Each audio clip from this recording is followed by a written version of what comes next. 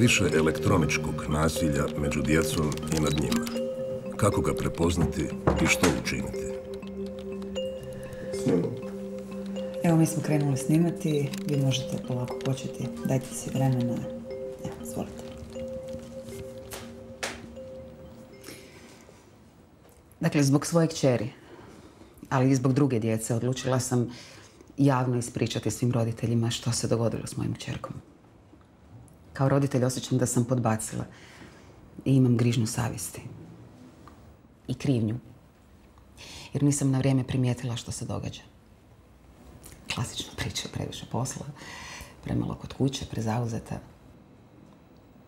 Ali sad kad pogledam unazad, doista mogu reći da se moja Tina promijenila. Ona ima 13,5 godina.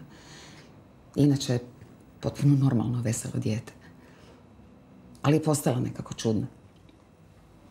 Užasno puno vremena je u sobi za tim kompjuterom i zapravo je postala distancirana.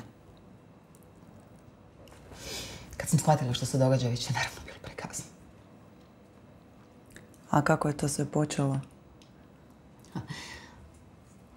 A počelo je s tim online razgovorima, sa online prijateljima.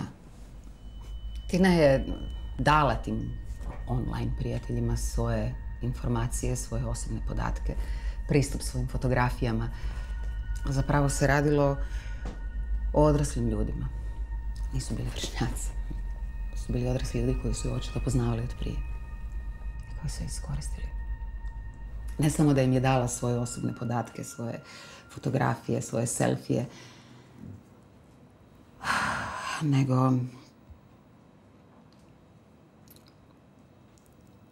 nagovorili su je da preko te web kamere snima i intimne dijelove svog tijela.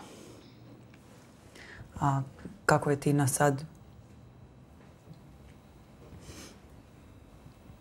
Loše. Loše. Pa kako bi bila? Sva ta djeca u školi, ti njezini prijatelji.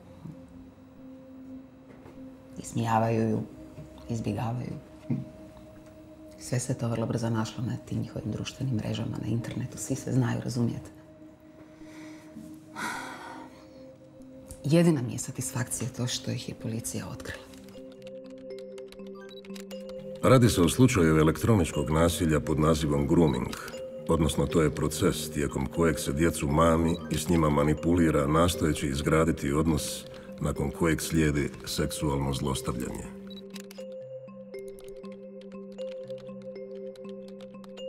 Sve su to pojavni oblici elektroničkog nasilja putem modernih tehnologija koji su prisutni u svijetu, pa tako i kod nas. Žrtve su, nažalost, najčešće djeca i mladi. Roditelji, zaštitite svoje dijete. Pronađite vrijeme za razgovor s djetetom o stranicama koje posjećuje na internetu, njegovim online prijateljima i saznajte kako su te prijatelje upoznali. Šta radiš ti to? Ban! Izađi van i ostavi me već jednom na miru!